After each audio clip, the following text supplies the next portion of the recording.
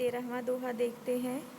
सायर नाही सीप बिन स्वाति बूद भी नाही, कबीर मोती नीप जय शून्य सिसिर गढ़ माही। कबीर दास जी की जो साधना थी वो हठ योग साधना से प्रभावित थी। साधना मतलब पूजा पद्धति, तो वो हठ योग साधना पर जोर देते थे। इस दोहे में हठ योग साधना पर ही प्रकाश डाला गया है। कबीर दास जी कहते हैं कि सायर नाही सीप बिन,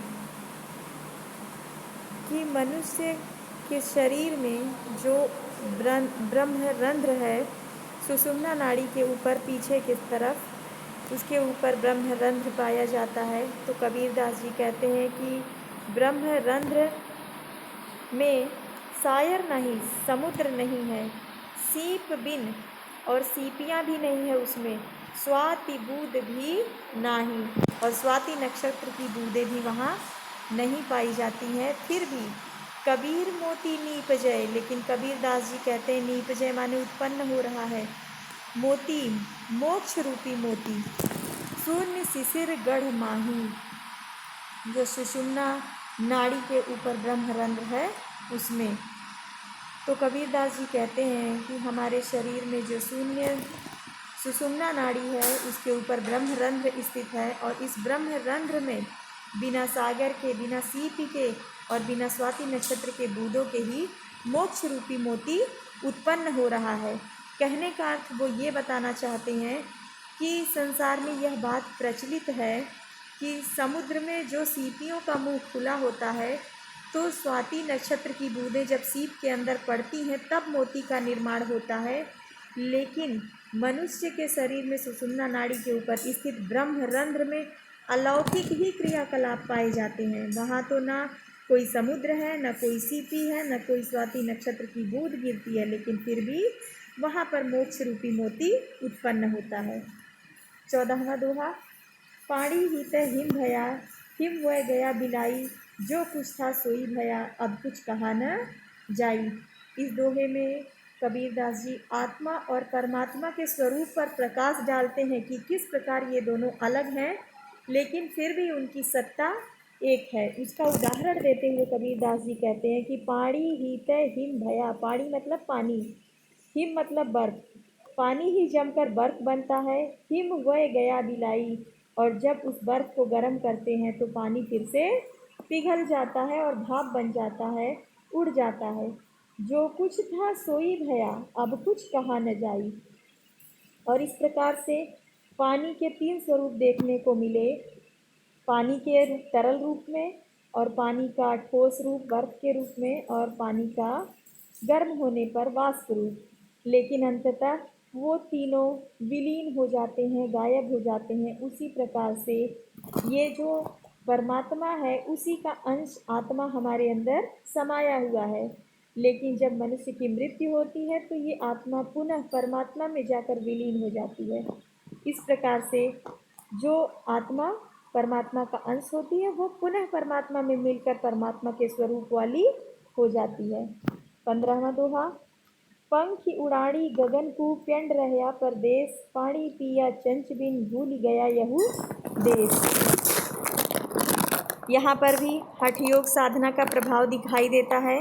कबीर दास जी कहते हैं कि पंखी मतलब पक्षी, जीवात्मा रूपी पक्षी, उड़ाड़ी उड़ गई गगन को, कि सहस्रार आकाश में उड़ गया। कबीर दास जी कहते हैं कि जो भक्त होता है उस भक्त की जीवात्मा रूपी पक्षी जो है वो योग साधना के माध्यम से कुंडलिनी के द्वारा सहस्रार आकाश में पहुंच गई है।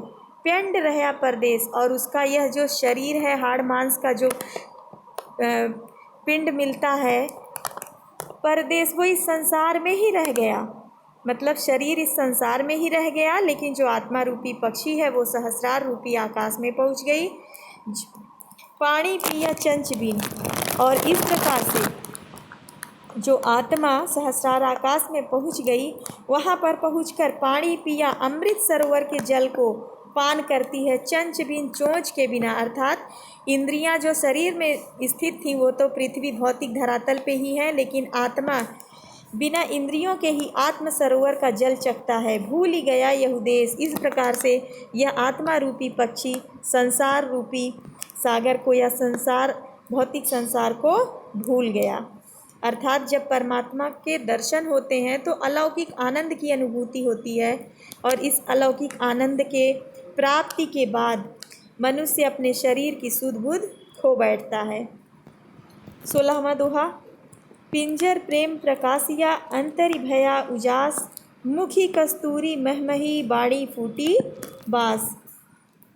कबीरदास जी यहाँ पर यह चित्रित करते हैं कि किस प्रकार से परमात्मा का जब प्रेम हमारे अंदर उत्पन्न हो जाता है, परमात्मा के प्रति प्रेम उत्पन्न हो जाता है तो हमारा अंतस्थल या हमारी आंतरिक भावनाएं जो होती हैं वो कैसे प्रकाशित हो जाती हैं। कबीरदास जी कहते हैं पिंजर मतलब ये जो अस्थि पंजर है जिससे हमारा शरीर निर्मित है, जब इसके अंदर प्रेम प्रकाशियाँ, जब ईश्वर का प्रेम रूपी प्रकाश पड़ जाता है, बस जाता है, तब अंतरि भया उजास, तो हमारे हृदय में उजाला फैल जाता है। मतलब अज्ञानता की अंधकार मिट जाते हैं। जब हमारे अंदर परमात्मा के प्रति प्रेम उत्पन्न होता है तो हमारी जो आंतरिक भावनाएं हैं, आंतरिक स्थितियां हैं वो प्रकाशमान हो जाती हैं। अज्ञानता रूपी अंधकार खत्म हो जाता है। मुखी कस्तूरी महमही, और ऐसे भक्त का मुख से कस्तूरी महमही, कस्तूरी जैसी सुगंध आने लगती है। बाड़ी फूटी बास, और वो जो बाड़ी बोलता है फूटी बास, उसमें से भी सुगंध आने लगती है। इस प्रकार कबीरदास जी कहते हैं कि जब एक भक्त के अंदर परमात्मा का प्रेम रूपी प्रकाश भर जाता है तो उसका अंतःस्थल उजाले से भर जाता है, प्रेम से भर जाता है और उसके मुख से भी कस्तूरी की महक निकलती है। वो जो वाणी बोलता है, जो बातें बोलता है, वो भी प्रेममय बातें ही बोलता है। 17वां दोहा देखते हैं। नैना अंतरी आव तू, ज्यों हो नैन झपेऊँ, ना हो देखो और को, ना तुझ देखन देऊँ। कबीरदास जी कहते हैं कि मैं उस परमात्मा से बिल्कुल अनन्य भाव से प्रेम करना चाहता हूँ, ऐसा प्रेम कि जैसा वो मुझे करे मैं उन्हें करूँ, बीच में कोई और ना हो। तो कबीरदास जी कहते हैं नैना अंतरी, नैनों के अंदर, नेत्रों के अंदर, आव तू, आ जाओ हे परमात्मा, आप मेरी आँखों के अंदर आ जाओ। ज्यों हाँ नैन झपेऊँ, कि जैसे ही, हाँ माने मैं, नैन झपेऊँ, आँखों को बंद करने वाला हूँ। मैं अपने नेत्रों को जैसे ही बंद करना चाहूँ वैसे ही आप मेरे नेत्रों के अंदर आके समा जाइए। ना हो देखो और को, कि हाँ मतलब मैं, और को किसी और को, ना तो मैं किसी और को देखूं, ना तुझ देखन दूं, और ना ही कोई और आपको देख सके। अर्थात हम दोनों एक दूसरे पे आश्रित हो जाएं, ना हमारे आपके बीच कोई और आ पाए। 18वां दोहा। कबीर हरि रस यों पिया, बाकी रही न था, कि पाका कलश कुमार का, बहुरी न चढ़ई चाकी। कबीरदास जी एक भक्त की उस स्थिति का वर्णन करते हैं जब कि वो परमात्मा के रस का पान कर लेता है तो कैसे उसकी सांसारिक भोग विलास की जो तृष्णा है, कामना है, वो मिट जाती है।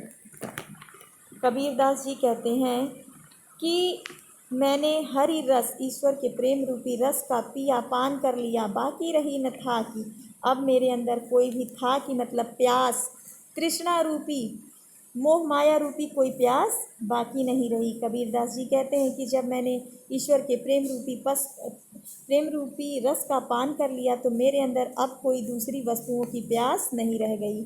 पाका कलश कुम्हार का, कि जिस प्रकार से पक्का घड़ा कुम्हार बनाता है और कोई घड़े को पका देता है, बहुरी न चढ़ई चाकी, उसे दोबारा चाकी पर नहीं चढ़ाया जा सकता। उसी प्रकार एक बार हरि के रस का पान कर लेने पर दूसरे वस्तुओं की प्यास बाकी नहीं रह जाती।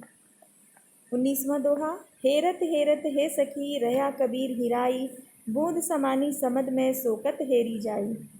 यहाँ पर कबीरदास जी एक उदाहरण के माध्यम से बताते हैं कि किस प्रकार से आत्मा परमात्मा का ध्यान करते करते परमात्मा में ही विलीन हो जाती है। कहते हैं नीचे की पंक्तियों से देखते हैं, बूंद समानी समद में शोकत हेरी जाए, कि बूंद माने पानी की एक जो छोटी सी बूंद होती, समानी समा जाती है, समद मतलब समुद्र में। जैसे पानी की एक छोटी सी बूंद समुद्र में समा जाती है, शोकत हेरी जाए, उसे किस प्रकार ढूंढा जा सकता, अर्थात बूंद का अस्तित्व तो समाप्त हो जाता है, समुद्र से बूंद को ढूंढा नहीं जा सकता। उसी प्रकार हेरत हेरत है सखी, कि ए जीवात्मा रूपी सखियों, परमात्मा को खोजते खोजते रहा कबीर हिराई, कबीर भी खो गया, अर्थात कबीर की जो आत्मा है वो परमात्मा में मिल गई। 20वां दोहा, कबीर यह घर प्रेम का, खाला का घर नाही,